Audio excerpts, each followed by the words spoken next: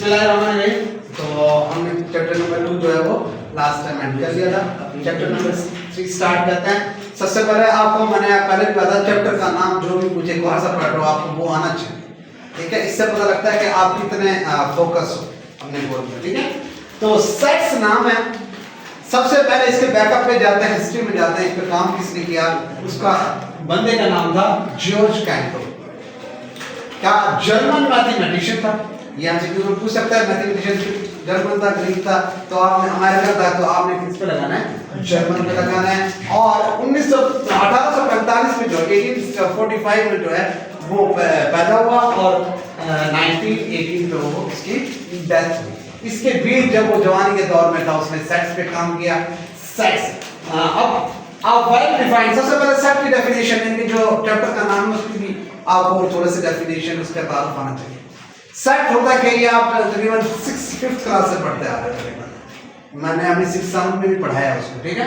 तो set a well defined collection of distinct object. वो कहता है एक मखसूस तरतीब होती है किस चीजों की, डिस्टिंक्ट यानी मुख्तलिफ चीजों की। जैसे कि ज्योमेट्रिक बॉक्स लेते हो, उसमें आपके पास डी भी मिलता है, उसके पास आपको प्रकार भी मिलता है, समझ आ रही है। उसमें आपको रेजर मिलता है, पेंसिल मिलती है, स्टेशनरी का सामान होता है, ऐसे ही है, स्केल होता है। तो ये सब चीजें यानी कि उसको आप कहते हो ज्योमेट्रिक सेट कहते हो ना, यानी कि उसमें डिस्टिंक्ट ऑब्जेक्ट होता है और एक तरतीब में लगे होते हैं। उसके बाद नंबर्स कह सकते हैं, यानी कि एक सेट के अंदर एक डिस्टिंक्ट का मतलब ये है, अब मैं नहीं सकता 1 1 2 ये एक सेट नहीं होगा क्योंकि 1 रिपीट हो रहा है, रिपीट नहीं होना चाहिए 1 2 3 4 5 up to 7। अब ये सेट है और अगर मैं लिखता हूं 1 2 2 3 3 4 यानी कि 3 3 रिपीट कर रहा हूं तो इसका मतलब वो सेट है ही नहीं, क्योंकि शर्त है उसके लिए डिस्टिंक्ट ऑब्जेक्ट यानी कि एलिमेंट्स चेंज होना जरूरी है, एक जैसी चीजें कॉमन चीजें नहीं रिपीट होंगी। उसके बाद सेट को हम डिस्क्राइब कैसे करते हैं, उससे पहले हम सेट को जाहिर कैसे करते हैं, यानी कि सेट का नाम देते हैं। कैपिटल बच्चे गलती करते हैं, स्मॉल में लेटर में उसको शो करते हैं, नहीं उसको कैपिटल, क्योंकि उसका अंदर एलिमेंट जो होता है वो स्मॉल में होता है, ठीक है। जो सेट का नाम दिया जाता है वो हमेशा कैपिटल लेटर में, ए से लेकर Z तक आप जो भी नंबर देना चाहो कैपिटल लेटर में उस सेट का नाम आप दे सकते हैं। उसके बाद way of describing set, set को बयान करने के वो कहता है 3 फॉर्म में, ये भी शॉर्ट में भी पूछा जा सकता है। How many ways to describe a set, set को डिस्क्राइब अब क्या है उसके वेज कितना है, क्वेश्चन में पूछ सकता है how many ways to describe a set, set को डिस्क्राइब करने के कितने तरीके हैं, तो आपने कितने बताना है, 3। There are 3 ways of. फिर अगर आपने पूछा हुआ नहीं भी है तो आपने बेहतर है उसको जवाब भी दे देना है, उससे पता लग जाएगा कि इसको सब चीजों का पता है। तो पहले नंबर पे डिस्क्रिप्टिव फॉर्म जो हम इंग्लिश में लिखते हैं कि सेट ऑफ और set of natural number, set of whole number, ये सारा कौन सी फॉर्म है, डिस्क्रिप्टिव फॉर्म है। तो डिस्क्रिप्टिव फॉर्म हो गई, समझ आ गई। जैसे कि मैं अगर सेट ऑफ वोवल लेता हूं तो सेट ऑफ वोवल अपने अल्फाज में कहता हूं सेट ऑफ वोवल्स, तो ये इसका क्या है, डिस्क्रिप्टिव फॉर्म है। उसके बाद इसी मैंने एक ही को मैंने टेबुलर फॉर्म में भी लिखा हुआ, सेट बिल्डर में भी लिखा हुआ ताकि आपको इजीली क्लियर हो जाए। अब सेट ऑफ वोवल्स को मैं टेबल फॉर्म में कैसे लिखूंगा, ब्रैकेट में उसका एलिमेंट लिखूंगा। अब सेट ऑफ वोवल्स कौन से हैं, ए ई ओ, हां जी। तो हमने डिस्क्रिप्टिव फॉर्म देखी, अब डिस्क्रिप्टिव फॉर्म में मैंने सेट ऑफ वोवल्स लिया तो उसी को मैंने टेबुलर फॉर्म में लिखा। टेबुलर फॉर्म में यानी कि उसके एलिमेंट्स जाहिर करेंगे हम, कौन कौन से एलिमेंट होते हैं वोवल्स में, ए ई आई ओ यू 5 होता है तो वो मैंने ब्रैकेट के अंदर लिख दिया। इस अंदाज को, इस बयानी को हम क्या कहते हैं, टेबुलर फॉर्म कहते हैं। तो दूसरी फॉर्म ये हो गई। तीसरी फॉर्म लास्ट वाली है set builder form. Set builder form में हम ऐसे लिखेंगे x सच दैट, x जो है यानी कि x में है क्या, यानी कि सेट के अंदर क्या है। अब यहां पे मैं इसको क्या लिखूंगा, x जो है वो वोवल है, यानी कि x का हर नंबर क्या है, वोवल है। तो ये बयान करने का अंदाज जो है इसको हम कहेंगे सेट बिल्डर फॉर्म। उसके बाद ये बेसिक्स चीजें ये आपको आनी चाहिए, ये 5वीं 6वीं बच्चों को भी पता होगी कि n को हम जाहिर करते हैं natural number, w set of whole number, z set of integers, o set of odd, e set of even, p set of prime, c set of composite. ऐसे नंबर जो दूसरों के पार्ट में आते हैं, p जो है ऐसे नंबर जो दूसरों के पार्ट में ना आए, यानी कि दूसरे पे डिवाइड ना हो। उसके बाद q है सेट ऑफ रैशनल नंबर, या आपने रैशनल नंबर पढ़े पहले चैप्टर में, उसी का सेट को हम रैशनल नंबर का सेट कहते हैं, q से जाहिर करते हैं। उसके बाद q डैश है, ठीक है, q डैश सेट ऑफ उसके बाद R a set of real number जिसको हम ऐसे भी लिखते थे R is equal to Q union Q dash इसके हमने डेफिनेशन भी पढ़ी थी union of rational and irrational number ठीक है union of rational and irrational number clear हो गया इररेशनल वो वाले नंबर होते हैं जो P और Q फॉर्म में हम ना लिख सके जो Q is not equal to 0 यानी कि कांट हम इसको नहीं लिख सकते P और Q फॉर्म में इसको हम P और Q फॉर्म में क्या कर सकते हैं लिख सकते हैं ऐसे ही है can be written in the form of P और उसके बाद सेट ऑफ कंपोजिट नंबर आपको पता है ऐसे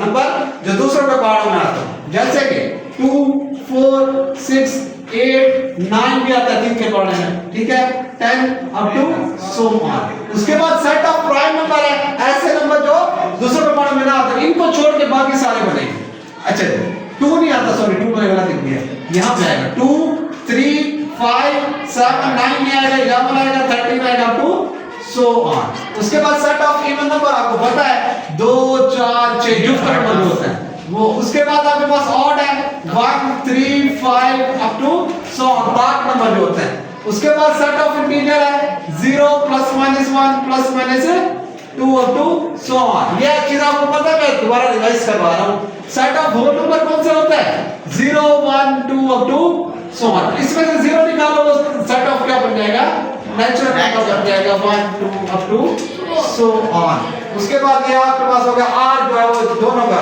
यानी कि ऐसे नंबर भी आ जाते हैं जो P और Q फॉर्म में लिख सकते हैं ऐसे भी आ जाते हैं जो नहीं लिख सकते दोनों का जो मजमूआ होता है उसको हम सेट ऑफ रियल नंबर उसके बाद सिंगलटन सेट ऐसा सेट होता है जिसमें जस्ट एक एलिमेंट होगा ठीक है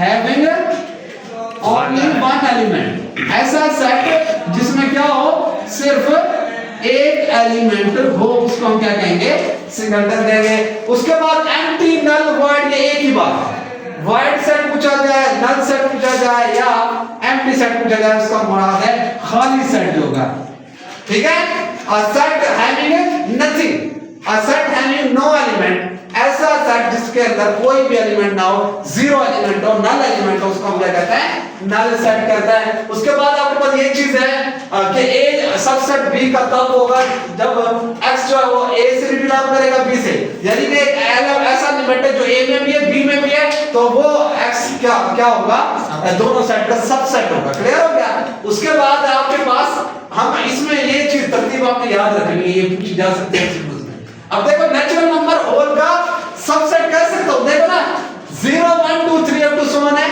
इसमें से मैंने एक सेट निकाला है 1 2 3 अप टू सो ऑन यानी कि सबसेट में इसका मिनी सेट है मिनी का मतलब है इसी के अंदर से निकला हुआ यदि इसके अंदर से 1 2 3 वाला सेट निकाल दो वो नेचुरल बनता है समझ आ गया तो मैं कह सकता हूं नेचुरल जो है वो किसका होल नंबर का क्या है सबसेट है इसी तरह फिर होल नंबर जिसका होगा सेट ऑफ इंटीजर का 0 प्लस माइनस 1 प्लस माइनस 2 उसमें सारे प्लस वाले नंबर निकाल लो 0 निकाल लो तो वो सेट ऑफ होल नंबर बन रहा है देखो ना सेट ऑफ इंटीजर आपके पास 0 प्लस माइनस अब मैं माइनस वाला नंबर निकाल दूं बाकी सारे पॉजिटिव नंबर बचेगा और 0 होगा तो वो सेट ऑफ होल नंबर होता है आपके पास क्लियर हो गया तो उसके बाद हमारे पास इक्वल सेट कौन सा होता है इक्वल सेट बहुत आसान है समझो देंगे आपने दो सेट है उनमें सेम एलिमेंट है एक जैसा एलिमेंट है आगे पीछे हो सकता है जैसे कि एक में 1 2 3 4 एक में 1 2 3 4 दूसरे में 4 3 2 1 है तो एक जैसे आगे पीछे तो वो वाला सेट आपके पास होगा इक्वल सेट यानी कि पहले तो हमें नंबर ऑफ एलिमेंट यानी कि जितने नंबर उसमें है उतने एलिमेंट्स उसमें होने चाहिए दोनों के नंबर ऑफ एलिमेंट बराबर हो सेम हो आगे पीछे हो तो तरतीब चेंज हो उसका कोई मसला नहीं है तो वही पॉइंट है इक्विवेलेंट मिलता जुलता है उसमें क्या होगा अगर एक में 1 2 3 4 है दूसरे में क्या होगा A B C D होंगे यानी कि डिफरेंट एलिमेंट होंगे लेकिन नंबर ऑफ एलिमेंट में दोनों सेम होंगे उसमें 4 एलिमेंट है तो इसमें भी 4 एलिमेंट होने चाहिए 1 to 1 कॉरेस्पॉन्डिंग होना चाहिए यानी कि डिफरेंट एलिमेंट भले हो लेकिन नंबर ऑफ एलिमेंट यानी उसमें 4 एलिमेंट है A में तो B में भी क्या होंगे 4 एलिमेंट होंगे लेकिन मुख्तलिफ होंगे वो इक्विवेलेंट अगर सेम एलिमेंट है उसमें भी 4 है उसमें भी 4 है लेकिन एक जैसे आगे पीछे बेशक है तो वो आपको मैं बता चुका हूं समझ आ गई आसान है ना कंसेप्ट आसान इनका। उसके बाद सबसेट है, सबसेट के बारे में बता भी चुका हूं, दोबारा भी बात करना होगा। अगर एवरी एलिमेंट ए का हर एलिमेंट बी के अंदर मौजूद है तो आप कह सकते हैं ए जो है वो बी का सबसेट होगा। उसके बाद प्रॉपर इम्प्रॉपर, इसके फर्दर दो टाइप्स आ जाते हैं। प्रॉपर कब होगा, इम्प्रॉपर कब होगा? अगर एक एलिमेंट है बी का, यानी कि ए के सारे एलिमेंट जो हैं वो बी से बिलोंग करते हैं, लेकिन बी के अंदर कम से कम एक एलिमेंट ऐसा है जो ए में नहीं होगा, तो हम ए को कहेंगे बी का क्या है, प्रॉपर सबसेट। यानी कि ए के सारे एलिमेंट बी में मौजूद होंगे, लेकिन बी का कम से कम एक ऐसा एलिमेंट होगा जो ए में मौजूद नहीं होगा, तो हम उसको प्रॉपर। अब इम्प्रॉपर क्या होगा? अब जाहिर है हमारा एक शर्त रखे कि बी के अंदर कम से कम एक ऐसा एलिमेंट हो जो ए में ना हो, तब हम प्रॉपर कहेंगे। ऐसे ही है, अगर ए सारे के सारे एलिमेंट बी में और बी के सारे ए में, तो हमारी वो शर्त खत्म हो जाएगी कि बी के अंदर कोई भी ऐसा एलिमेंट नहीं होगा। अगर बी ए के बराबर है, ए बी के बराबर है, इसका मतलब बी के अंदर कोई भी ऐसा एलिमेंट नहीं है जो ए में नहीं है। ऐसे ही ना, यानी कि दोनों सेट मिसाल के तौर पे इक्वल आ जाए, दोनों सेट इक्वल दे देता, वो फिर पूछता है प्रॉपर है इम्प्रॉपर, तो क्या किसकी तरफ इशारा करोगे? इम्प्रॉपर होगा, क्योंकि ए के एलिमेंट बी के तरफ, बी के अंदर, यानी ए बी का सबसेट है, बी ए का सबसेट है। और अगर बी में अगर कम से कम एक भी एलिमेंट आ जाता तो वो तो हम कह नहीं सकते बी जो है ए का सबसेट है, नहीं कह सकते, क्योंकि बी के एक ऐसा एलिमेंट आ गया जो ए में नहीं है, तो बी सबसेट ए का नहीं होगा। तो इसका मतलब अगर इक्वल सेट आ जाए दोनों, उसका पूछा जाए प्रॉपर इम्प्रॉपर, तो आप किसका बताओगे? इम्प्रॉपर का बताओगे। प्रॉपर तब होगा जब B a subset of B के अंदर एक एलिमेंट लाजमी है जो ए में ना हो, तब वो बी का ए का सबसेट नहीं हो। क्लियर हो गया? दोनों एक दूसरे के सबसेट बन रहे हैं, तो इसका मतलब है वो इम्प्रॉपर होगा। क्लियर हो गया? उसके बाद यूनिवर्सल सेट ऐसा सेट है जिसमें सारे एलिमेंट पाए जाते हैं, जो डिस्कशन का हिस्सा होते हैं, कंसीडरेशन में होते हैं। यानी कि आपने उसमें कंप्लीमेंट निकाले थे, डिमॉर्गन्स लॉ पढ़ा था ए कंप्लीमेंट यूनियन बी कंप्लीमेंट, उसमें u माइनस ए करते थे, u माइनस बी करते थे। वो जो u सेट होता था, आपने देखा होता था u के सारे एलिमेंट ए में भी होते थे, बी में भी होते थे। यानी कि u ऐसा एलिमेंट है जिसमें सारे एलिमेंट जिसका हम तस्करा करते हैं वो u के अंदर मौजूद होता है। जैसे कि हम इसमें एक ऐसा ऐसे बनाते थे, यानी कि इसके अंदर अगर a है तो a के सारे एलिमेंट u में होते थे। तो यानी कि u ऐसा सेट होता था जिसमें सारे एलिमेंट होते थे जिसकी हम डिस्कशन करते हैं। तो set of which contain all element under consideration, ऐसे एलिमेंट्स सारे जो कंसीडरेशन में हो और वो सेट में, उसको हम क्या कहते हैं? यूनिवर्सल। उसके बाद आज का जो लास्ट है वो है पावर सेट। पावर सेट अब सबसेट लिखते हैं आप, यानी कि 1 2 3 इसके सबसेट लिखते हैं। एक खाली सेट होगा, एक 1 होगा, एक 2 होगा, एक 3, एक 1 2, एक 1 3, एक 2 3, ठीक है? इसके सबसेट बन देना पड़ता। सबसेट को आप ब्रैकेट के अंदर क्लोज करोगे, वो इसका क्या बन जाएगा? Power set. अब हमें पता कैसे चलेगा पावर सेट के एलिमेंट कितने हैं? तो आपके पास मिसाल के तौर पे 3 एलिमेंट का सेट दिया हुआ है, तो आपने ये वाला फार्मूला लगाना है 2 रेज़ टू पावर n। अब मिसाल के तौर पर 3 एलिमेंट का सेट है, तो 2 रेज़ टू पावर n की वैल्यू क्या होगी? 3 होगी ना, क्योंकि 3 एलिमेंट है, तो 2 3 4 4 दूनी 8। इसका मतलब है 8 एलिमेंट होंगे, उसको हम ब्रैकेट के अंदर, ये वाली ब्रैकेट के अंदर क्लोज करेंगे, तो वो आपके पास क्या आ जाएगा? पावर सेट हो जाएगा। लेकिन अब जब हम क्वेश्चन करेंगे ना, आपको मजीद क्लियर होगा, लेकिन इंट्रोडक्शन आपने अपने साइड में रखना है, आज इनको देखना है। अगर देख लोगे तो फिर आपके पास एक्सरसाइज जो बहुत आसान है। ये चीजें मैंने थोड़ी अभी समझाई हैं, जब हम इसको करेंगे ना तो ये इंप्लीमेंट करेंगे तो बहुत आसान हो जाएगा। प्रैक्टिकली जब कोई चीज करता है तो इसका मतलब उसको हर चीज क्लियर होती है, तो आपने ये लाजमी इस पे वर्क करना है। क्लियर हो गया? Yes sir. बिस्मिल्लाहिर्रहमानिर्रहीम। चैप्टर नंबर 3 का जो हमने कल आगाज किया था, ठीक है, उसमें हमने जो है इंट्रोडक्शन देखा था। इंट्रोडक्शन में हमने क्या देखा था? Equivalent set, equal set, set की डेफिनेशन, सेट को किसने इंट्रोड्यूस करवाया था, ये सब चीजें जो है हमने कल टोटली चीजें डिस्कस की थी। उसकी बेसिक्स क्या थी? n stand for natural number, w stand for whole numbers, तो ये चीजें हमने सब सारी डिस्कस की थी। जिसको कोई इशू हो वो पहले लेक्चर देख लेगा, ठीक है, इंट्रोडक्शन वाला। अच्छा, अब जो है वो कहता है right the following sets in set builder form. इसको आपने सेट बिल्डर, अब अगर 6 की क्लास में चले जाओ, 7 की, ये वहां पे भी है क्वेश्चन, लेकिन वहां पे क्या होता था? ये थर्ड क्वेश्चन होता था, यानी पहले टेबुलर में चेंज करवाते थे या किसी और फॉर्म में, लेकिन अब पहले उसमें सेट बिल्डर फॉर्म में, जो कि सबसे टफ फॉर्म समझी जाती है बिल्डर, यानी कि सेट को लिखने में। अब जरा गौर करना है, मैंने आपको बताया था सेट बिल्डर कैसे लिखते हैं। x such that x belongs to, मैंने कल आपको बताया था, ये वही फॉर्म है। हाँ जी, इसको मैं कैसे लिखूंगा? मैं पहले आपने हर सवाल में ये तो लिखना है कि x सच दैट x, ये हर सवाल में है x सच दैट x, ये जो मैंने स्ट्रेट लाइन है इसका मतलब है सच दैट क्या है, या एमसीक्यू में पूछा जा सकता है कि ये दे देंगे यहाँ पे कॉमा लगा देंगे stand for, inside stand for, तो क्या लिखोगे सच दैट, इसका क्या मतलब है सच दैट। ये की पॉइंट है, ये आप नोट भी कर लिया करो साथ साथ, ये इंपॉर्टेंट है एमसीक्यूज के लिहाज से, ठीक है। तो अब x सच दैट x, अब आगे हमने सेट पे देखना है, सेट में है क्या। अब देखो अगर मैं इसको देखो n का स्क्वायर ले लो, n का स्क्वायर का मतलब है अगर मैं n स्क्वायर ले लेता हूं, n के स्क्वायर में अगर 1 पुट करता हूं 1 का स्क्वायर 1 होता है, 2 पुट करूंगा 2 का स्क्वायर क्या आता है 4 होता है, 3 पुट करूंगा तो 3 का स्क्वायर क्या आएगा, 4 का स्क्वायर पुट करूंगा 4 का स्क्वायर क्या आता है 16। देखो बनते जा रहे हैं ना एलिमेंट्स, तो मतलब सेट बेसिकली है क्या, x जो है वो इक्वल है किसके बराबर है n स्क्वायर के बराबर है, यानी कि n स्क्वायर की वैल्यू हम पुट करते जा रहे हैं, सेट बनता जा रहा है। तो बेसिकली हम अब सेट वेक्टर फॉर्म में लिखने लगे हैं x such that x is equal to n square. अब n जब भी आएगा आपने यहाँ पे कॉमा लगा के लिख देना n बिलोंग्स टू, अब हम कहां से पुट कर रहे हैं 1 से स्टार्ट करें ना, 1 का स्क्वायर 1 आता है, 0 नहीं पुट कर सकते, 0 का स्क्वायर 0 है जो कि इसमें है ही नहीं, 0 नहीं पुट कर सकते। तो 0 अगर पुट करना होता, अगर 0 होता तो हम x belongs n belongs to whole number लिखते। अब क्या लिखेंगे 1 से स्टार्ट हो रहा है, 1 से कौन सा सेट स्टार्ट होता है नेचुरल नंबर होता है, तो n बिलोंग्स टू क्या लिखूंगा नेचुरल नंबर।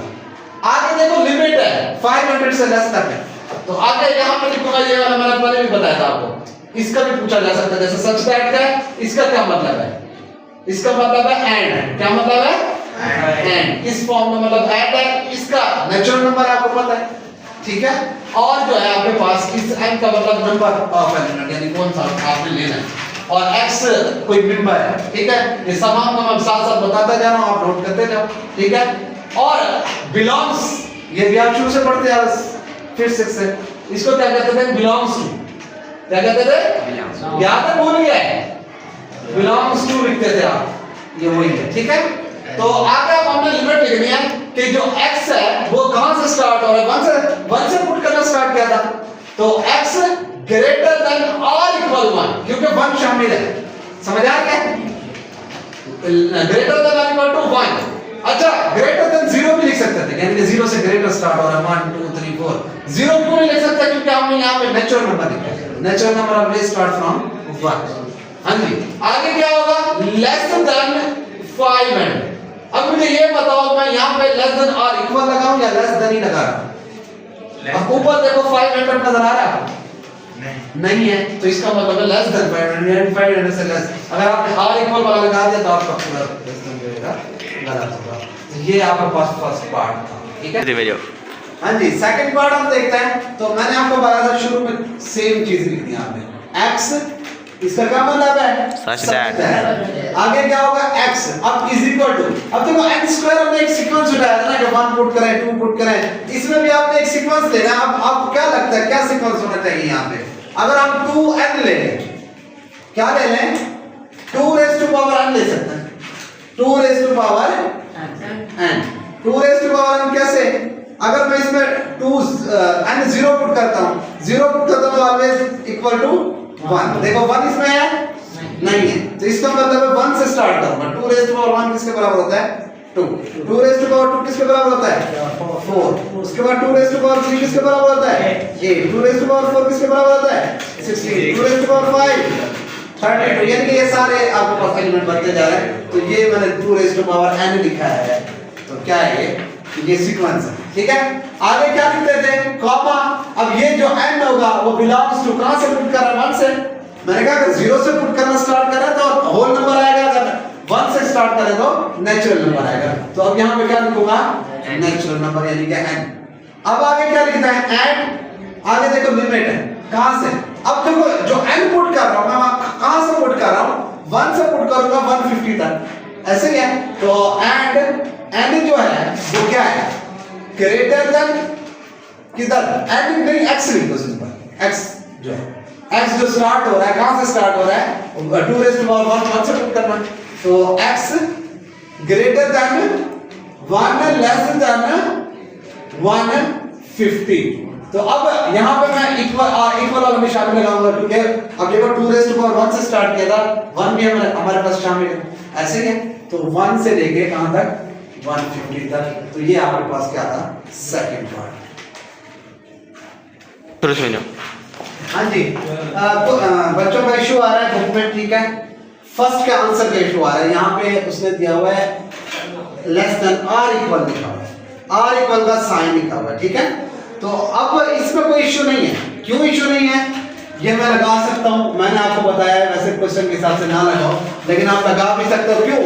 क्योंकि जब ये सीक्वेंस आप लोगे, ये वाला सीक्वेंस, जब इसमें वैल्यूज पुट करोगे तो लास्ट जो नंबर आएगा वो आएगा 484।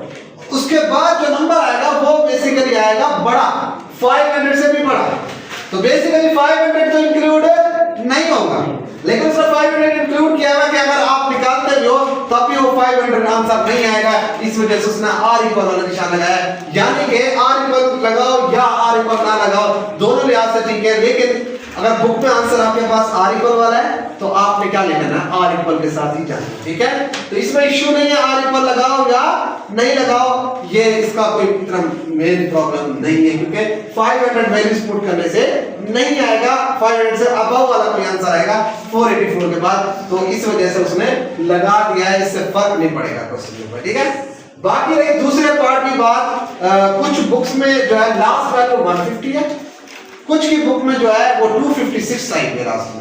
तो इसका अगर आपने देखना है, अगर जिसकी बुक में 150 है तो आपने यहाँ पे लिखना है less than or equal to 150, और जिसकी बुक में 256 है उसने यहाँ पे 150 की जगह पे क्या लिख देना है, 256। तो इसके लिए भी कोई भी प्रॉब्लम नहीं, क्या लिखोगे 256 लगाओगे। हाँ जी, दोनों पार्ट से किसी को कोई प्रॉब्लम नहीं होनी चाहिए, मैंने आपको बता दिया। अगर 256 है तो यहाँ पे हमने 256 लगा देना है, और आर इक्वल निशान भी आप लगा भी सकते हो, नहीं भी लगा सकते, दोनों के लिए यहाँ से कोई इतना मेन प्रॉब्लम नहीं है, आपको मैंने हल करके भी बता दिया। उसके बाद थर्ड पार्ट की तरफ आ जाता है। थर्ड पार्ट में वो कहते हैं 0 प्लस माइनस 1। अब ये देखो प्लस माइनस कौन से सेट में होता था, सेट ऑफ इंटीजर। तो अब मैं क्या लिखूंगा, x सच दैट x, मैंने कहा यहां तक आपने ये रटा लगा देना, यहां तक ये सेट मिलना। आगे जो है वो मसला है क्या, अब देखो इज इक्वल टू, क्योंकि ये सीक्वेंस वाली है, पहले तो सीक्वेंस होता था ना, दरमियान में नंबर स्किप थे, ये नंबर है लगातार कंसेक्टिव नंबर है, प्लस माइनस 1 प्लस माइनस 2, उसमें सीक्वेंस से नंबर छोड़े गए तो हमने कोई ना कोई सीक्वेंस के बराबर करना था इसको। लेकिन अब जो है सीक्वेंस नहीं है, अब ये आपके पास कंसेक्टिव नंबर्स है, आगे पीछे नंबर है, एक plus minus 1 plus minus 2 plus minus 3, जो आगे पीछे नंबर आता है वही लिखेगा। तो आपने इस डायरेक्ट बिलोंग्स कर देना है जिस सेट से बिलोंग कर रहा है, जैसे हम यहाँ पे बिलोंग कर रहे थे यहाँ पे, तो यहाँ पे पहले सीक्वेंस होता था, अब सीक्वेंस नहीं है, आपने डायरेक्ट लिख देना है x बिलोंग्स टू कौन सा सेट ऑफ इंटीजर, किससे जाहिर करते हैं, सेट ऑफ z। इसको आप ऐसे भी लिख सकते हो, वैसे भी z लिख सकते हो, ठीक है। तो ये सेट ऑफ इंटीजर। अब आगे लिमिट है तो आपने एंड लिखना है, अगर लिमिट ना हो, मिसाल के तौर पर आपको 100 आना हो, फिर आपने यहीं पे छोड़ के क्लोज कर देना। और अगर आगे अप टू 100 अगर लास्ट में नंबर दिया हुआ, इसमें नहीं दिया हुआ, इसमें नहीं दिया हुआ है, तो फिर आपने ये लिमिट लास्ट में लिख दी है, ठीक है।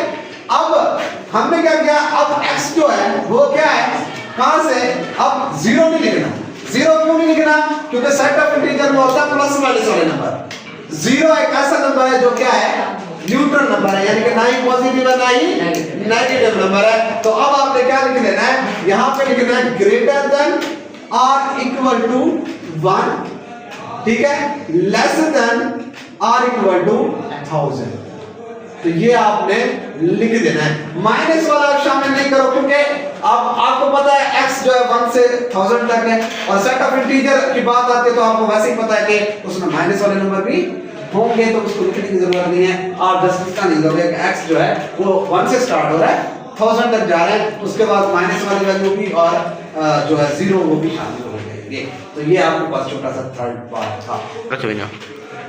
हाँ जी, तो 6, 12, 18 अब देखो ये दोबारा वो कंसेप्टेड नंबर भी हम नंबर स्किप किए हैं, अब फिर वही पैटर्न आ जाएगा जैसा हमने फर्स्ट 2 में बनाया था। अब आपने क्या लिखना है, वही x सच दैट x, हाँ जी, इज इक्वल टू, अब मैं क्या लिखूंगा, अब देखो 6 का ये मेरे ख्याल में टेबल दी हुई है उसमें, 6 की टेबल पढ़ा, 6 कम 6, 6 12, 6 12, यानी कि 6 के पहाड़े का जो पैटर्न होता है वो होता है 6 एंड, यानी कि एंड की वैल्यू पुट करोगे 1 पुट करोगे 6 कम 6, फिर 2 पुट करोगे 6 दूनी 12, फिर 3 पुट करोगे 6 3 18, फिर 4 पुट करोगे 24, फिर 30, यानी कि ऐसे 6 की टेबल आएगी कहां तक 120 तक।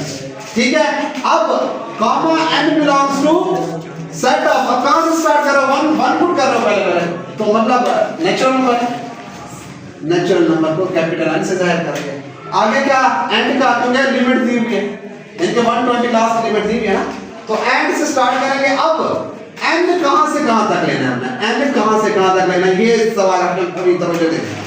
अब एंड क्या है, पहले मैंने कहां से पुट करना है 1 से, 1 से पुट करूंगा 6 कम 6, फिर 2 पुट करूंगा फिर 3, यानी कि 1 से स्टार्ट करूंगा। और नेचुरल नंबर आप लिख चुके हो वैसे ही आपको पता है 1 से स्टार्ट होता है, तो 1 और लेस देन r इक्वल वाला निशान लाजमी लगाना। अगर ये r इक्वल वाला निशान लगा इसका मतलब है 1 शामिल नहीं है, और अगर 1 शामिल नहीं है तो आपका पूरा सवाल गलत है, क्योंकि 1 पहले पुट करना है आपने। उसके बाद n की वैल्यू कहां तक हमने पुट करनी है, कहां तक पुट करनी है। अच्छा जी 6 को हम किससे ज़ब्त दें लास्ट तक 120 आ है। हां जी मेरे ख्याल में 20 को 6 से ज़ब्त दोगे 120 बन जाएगा, तो मतलब 1 से लेके n की वैल्यू कहां तक जाएगी 20 तक, तो ये 120 तक केवल पूरी हो जाएगी। ठीक है, अब r इक्वल वाला लगाऊंगा मैं, क्योंकि 20 से भी हमने क्या करना है देना है, 20 से भी मल्टीप्लाई करना है, तो ये अब r इक्वल वाला निशान पे आ जाएगा, तो ये आपके पास क्या हो जाएगा फोर्थ पार्ट था इसका।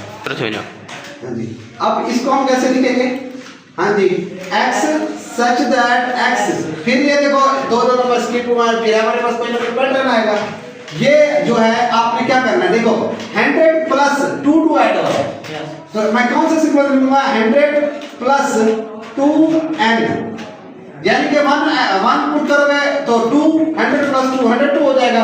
अगर 0 पुट करते हो तो 2 को 0 से मल्टीप्लाई करो 0 हो जाएगा, तो 100 का 100 है, मतलब आप 0 से स्टार्ट कर रहे हो, तो सेट ऑफ किससे बिलोंग करेगा होल, 0 शामिल हो गया ना। अब 0 से स्टार्ट होने वाला कौन सा सेट होता है, होल नंबर होता है, तो n जो है वो बिलोंग करेगा नेचुरल नंबर नहीं होल नंबर, ये आपको ख्याल करना है। अगर 0 पुट करोगे तो 0 0 हो जाएगा, 100 से स्टार्ट होगा, तो अगर 1 पुट कर 1 से स्टार्ट करते हो ना, यानी कि नेचुरल नंबर ले लेते तो गलत हो जाएगा, क्यों, क्योंकि 1 पुट करोगे तो 102 पहला एलिमेंट बनेगा इसका, 100 निकल जाएगा, तो 100 तो आपको नजर आ रहा है साफ। ठीक है, तो n belongs to whole number.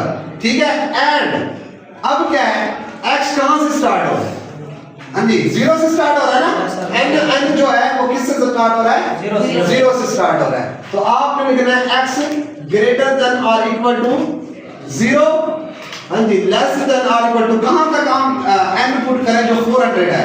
अब देखो 100 तो वैसे ही है, तो 2 को किससे मल्टीप्लाई करो, ये क्योंकि 100 है, 100 में 300 ऐड करके 400 बन जाएगा, तो मतलब 100 को आप निकाल लो, यहां पे हमने 300 बनाना, मतलब 2 को किससे मल्टीप्लाई करें जो 300 बन जाए 150 से, तो यहां पे क्या लिखेंगे 150, तो ये आपके पास इस पार्ट का आंसर हो जाएगा।